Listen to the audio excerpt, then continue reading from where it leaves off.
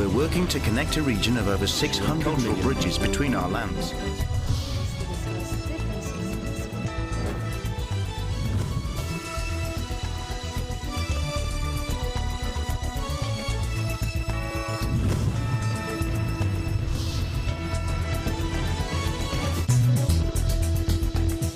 Good evening, I'm Alma Angeles, and you're watching ASEAN in Focus. On tonight's headlines.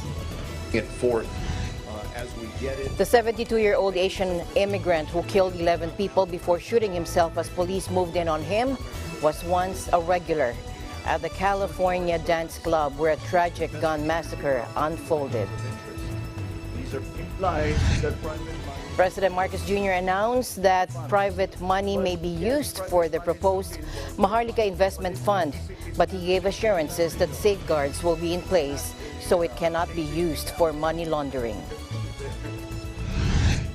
And the Australian government is now looking to speed up the purchase of new generations of sea mines to protect its ports amid growing concern over China's military buildup and expanding influence in the Pacific. The Philippine government should remove non-tariff barriers and allow more imports to bring down commodity prices nationwide. That is according to the Bangko Sentral ng Pilipinas.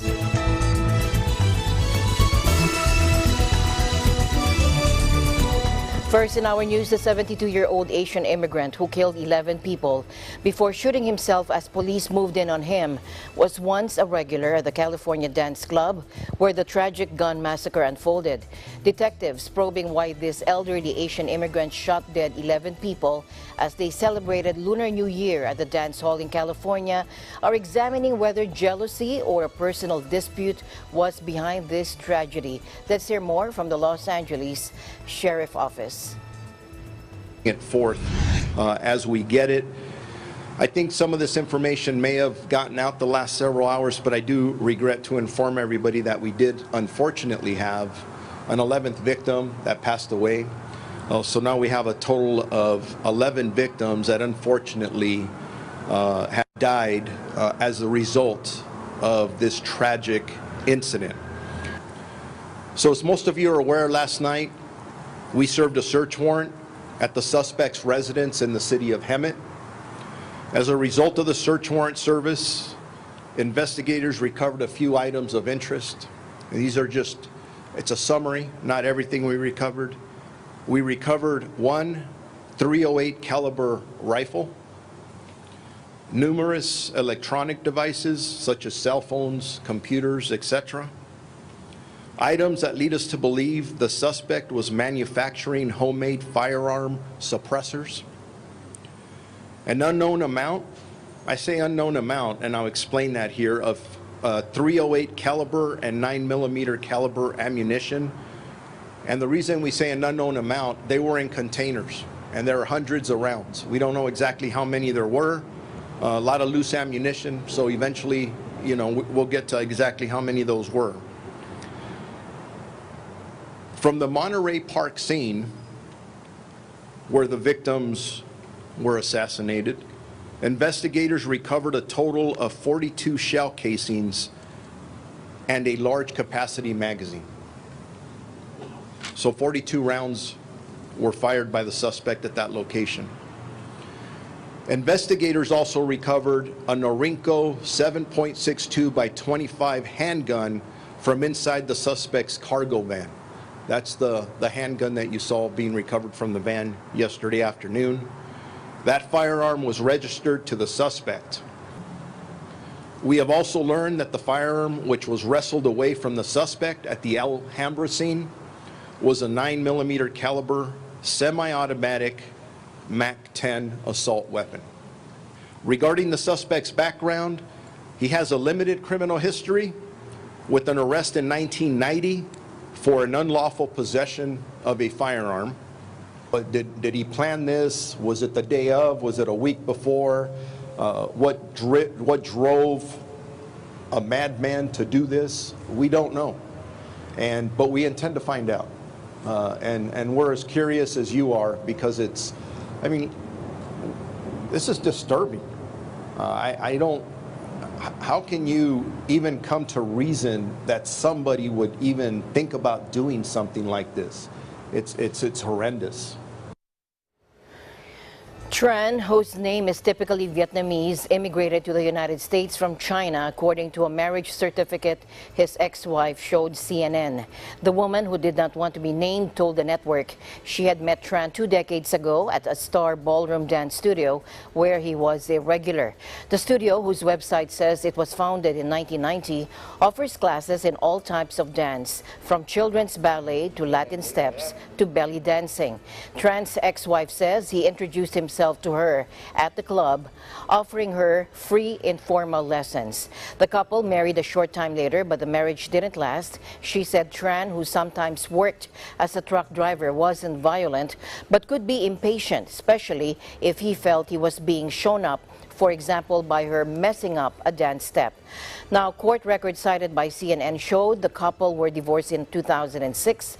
The friend described how Tran would drive from his home in San Gabriel, a city 3 miles from Monterey Park, nearly every night. But Tran would complain about the dance teachers, who he claimed would say evil things about him. The man told CNN, describing Tran as hostile to a lot of people there. In tonight's other news, President Marcos Jr. announced that private money may be used for the proposed Maharlika Investment Fund. But he gave assurances that safeguards will be in place so it cannot be used for money laundering. The president made the remarks amid concerns by some lawmakers that the MIF can be misused or could drain the government of much-needed funds. Take a look. Implies that private monies will be put into the fund. But yes, private monies will be involved with the fund, but it's not a savings account that you just put it there and it stays there. No, what will happen is the Maharlika Fund will serve as the seed fund for the sovereign wealth fund, and the 40 billion, 30 billion, 40 billion, whatever it may come to at that point, is going to serve as a seed money for the fund. Now, whenever we come into partnership, we do a G2G with Japan, for example, or we do a PPP with some big outfit, then that is only the time that the monies come into the fund to be used for the program. Hindi yun basta o sige, bigyan niyo ako ng ilang bilyon dolyar, tapos lalagay lang yun, akong bahala na dyan. It's not like that at all.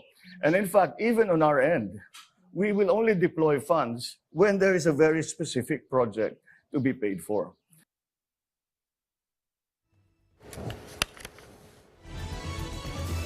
The president also stressed that he is lukewarm to the proposal made during the 2023 World Economic Forum last week that funds from government-owned and controlled corporations, or GOCC, be used to finance the MIF. Take a look.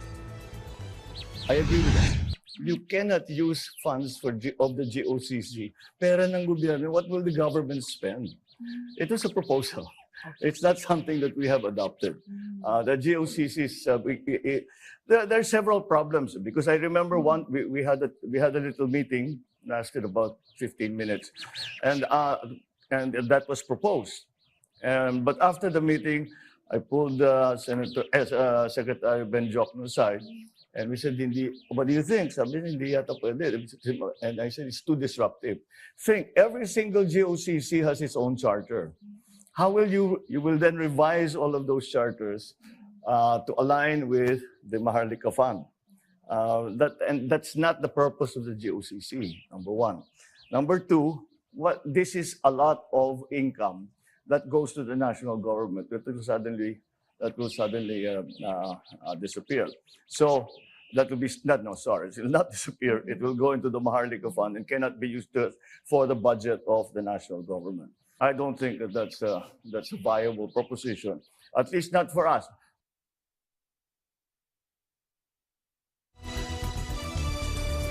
President Marcos said the Philippines and China have yet to reach a compromise that will allow Filipinos to fish in the contested West Philippine Sea.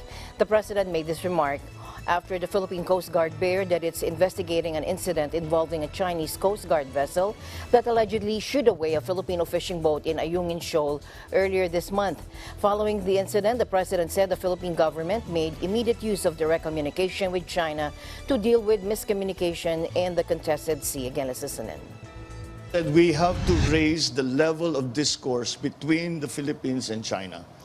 Now, we already have a bilateral group that's working on issues about the South China Sea.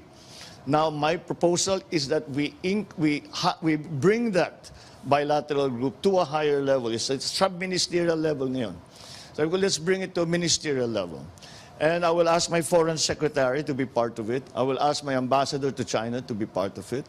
And I guarantee you that if there is any decision that needs to be made, either of those gentlemen can pick up the telephone and talk to me. And within 5 minutes, we will have a decision. I hope that China can do the same. And that is what the President Xi was agreeable. And he said, why not? So he assigned his foreign minister to take care of the details. That's what we're working on. In ASEAN, we all came to the agreement that at the very least, in ASEAN, in the Asia-Pacific region, the future of the region must be decided by those in the region, not by some outside power. And so I think the idea, I do not know of I do not know of any formal meetings or conferences of the non-aligned nations. They used to have them. They don't have them very much anymore. I don't know about that, but we are very much in the spirit of that treaty. We are very much part of it in the sense that we continue to walk that very fine line between two great superpowers who are surrounding us both physically and geopolitically. Staffing is eventually envisioned, it said. The department notified lawmakers nearly a year ago that China's growing influence in the region made reopening the U.S. Embassy in the Solomon Islands a priority. Now, since that notification last February, the Solomons have signed a security pact with China, and the U.S. closed its embassy in Honiara in 1993 as part of a post-Cold War global reduction in diplomatic posts and priorities. But it has since determined that China's rise as a regional and global power demands American attention as part of its Indo-Pacific strategy to counter Beijing, particularly in the Solomon Islands, which were a key battleground in the Pacific theater during World War II and where pro-American sentiment had been high. Since the administration first announced its plan to reopen the U.S. Embassy in the Solomons in February, the nation moved ahead with a security pact with China, sparking fears that Beijing might establish a military base on the islands. China has also increased its economic and infrastructure assistance to the Solomons, as it has done with other Pacific islands. The Solomon Islands Prime Minister assured the U.S. and other Western allies, like Australia and New Zealand, after signing the deal with Beijing in April, that he would not allow China to set up a naval base in his country. But concern about Chinese intentions has not abated. In July, the U.S. sent two senior officials, Deputy Secretary of State Wendy Sherman and U.S. Ambassador to Australia Caroline Kennedy, to the Solomons to commemorate the 80th anniversary of the Battle of Guadalcanal and to highlight nearly century-long ties between the islands and the U.S. The fathers of both Sherman and Kennedy fought in the Solomons during the war. As it moves to enhance ties with the Solomon Islands, the U.S. is also seeking to shore up relations with other Pacific nations that it fears may also be drawn into China's orbit.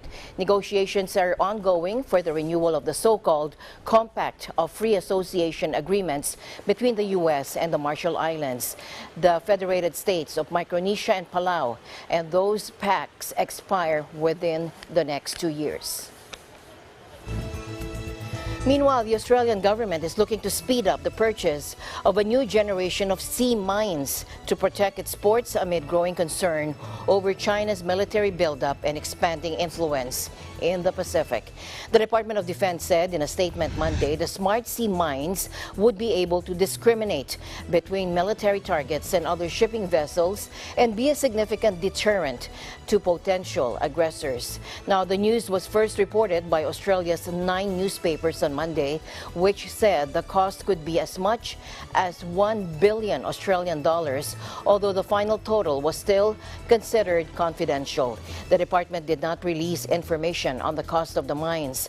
Australia has sought to bolster its military forces in recent years to help counter China's rapid military expansion in the region. In the past year, there were at least 2 reported incidents of confrontations between Australian and Chinese forces, including one just off Australia's north coast. At the same time, Beijing has broadened its diplomatic footprint in the Pacific, signing a security agreement with the Solomon Islands that could see Chinese warships docked just 2,000 kilometers from the Australian mainland. Now, Australia is currently in negotiations with the U.S. and the U.K. to acquire a fleet of nuclear submarines by 2040 as part of the wide-reaching AUKUS security partnership. An announcement on the design of the new vessels is expected within months. In other news, in this January 2023 quarterly update, AMRO revised downwards its short-term growth forecast for the ASEAN +3 region. Deteriorating global economic conditions are weighing on the region's outlook, but China's reopening last December should provide some counterbalance. AMRO estimates ASEAN +3 growth for 2022 to come in at 3.3%, down from the 3.7% growth forecast in October. Now, this is due mainly to continuing weakness in +3 economies, especially China, where growth has turned out to be much weaker. Growth in the ASEAN region, buoyed by strong domestic demand, is revised upwards to 5.6%. This year, growth in the ASEAN +3 region is projected to strengthen to 4.3% as China's economy is expected to rebound strongly, reflecting the removal of containment measures and reopening of its economy. Inflation is anticipated to come down to 4.5% this year from the projected 6.3% spike last year. The AMRO also said in a note that as the global economy emerges from the pandemic crisis, member economies should strengthen infrastructure investments to seize a growing opportunity in the post-pandemic era and address rising policy issues such as climate change. It said a large infrastructure gap still exists in economies given the need for both traditional and new infrastructure. In tonight's other news, Finance Secretary Benjamin Diokno told foreign investors and business leaders that the Philippine economy is resilient enough and that the government is doing its best to address post-pandemic challenges. Mr. Diokno made the remarks during the Philippine economic briefing attended by the economic managers in Frankfurt, Germany, that was streamed through various government agency Facebook pages. Let's listen in. Our strong macroeconomic fundamentals and structural reforms have enabled the Philippine economy to weather the effects of the pandemic and position itself as one of the fastest rising economies in the Asia-Pacific region. Let me share with you some of the latest numbers. For the first 3 quarters of 2022, our average growth reached 7.7%, overtaking our full-year target of 6.5 to 7.5%. The Philippines outperformed its peers, exceeding the growth rates of major economies in the region like Indonesia, Singapore, and China. This expansion was broad-based, driven by growth in all major production sectors, services, agriculture, and industry, despite high prices of fuel and other commodities globally. Our growth was buoyed by robust domestic aggregate demand, which expanded by 10.8% due to strong household consumption and investments. 3 days from now, we will announce the full-year GDP growth for 2022. It will be announced by Secretary.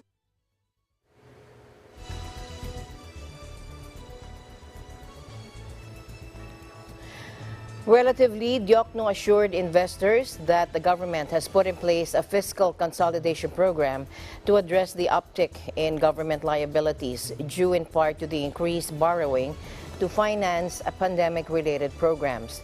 He identified 3 factors that will support the government's fiscal consolidation, and one of this is the fact that only a small fraction of, he said, our outstanding debt is exposed to interest rate resetting.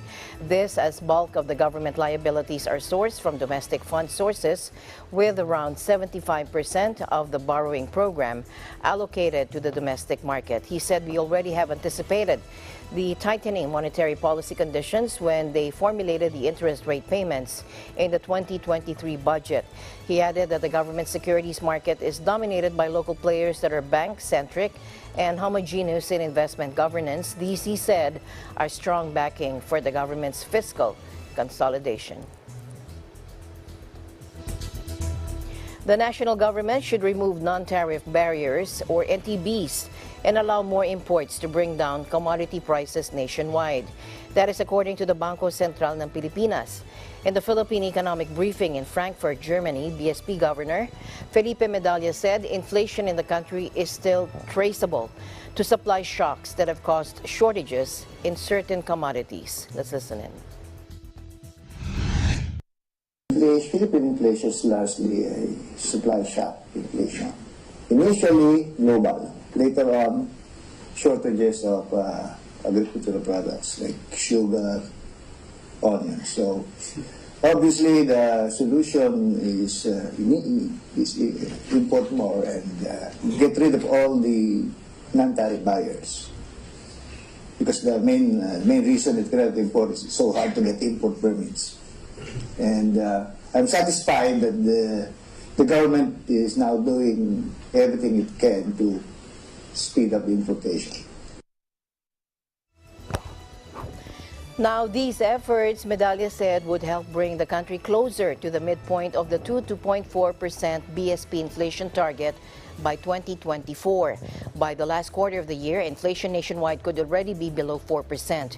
Based on the country's history, Medalla said the longest time the country has seen inflation of about 4% is 15 months. The country has also experienced at its worst 4 large shocks in a span of only 4 months. Medalla said it took around 16 months before the base effects created from these shocks wore off. But since most of these past shocks have not been accompanied by wage price inflation, secondary inflation effects didn't emerge. Still, Mr. Medalla said the recent supply shock that the economy experienced is worse than before. This means the supply shock impact on inflation may last 16 months to as long as 18 months before it wears off. Finally, in our news, 5 billion people are exposed to higher heart disease risks through trans fat. That is according to the World Health Organization, calling out on countries that have failed to act against the toxic substance. The WHO issued an appeal in 2018 for the industrially produced fatty acids in foods to be eliminated worldwide by this year. Amid evidence, it caused 500,000 premature deaths every year. Trans fat are a particular kind of fat that you find naturally in food coming from animals such as cows, ruminants, in dairy or products or in meat, or can be added by the industrial manufacturing to food. These trans fats are very bad for our health.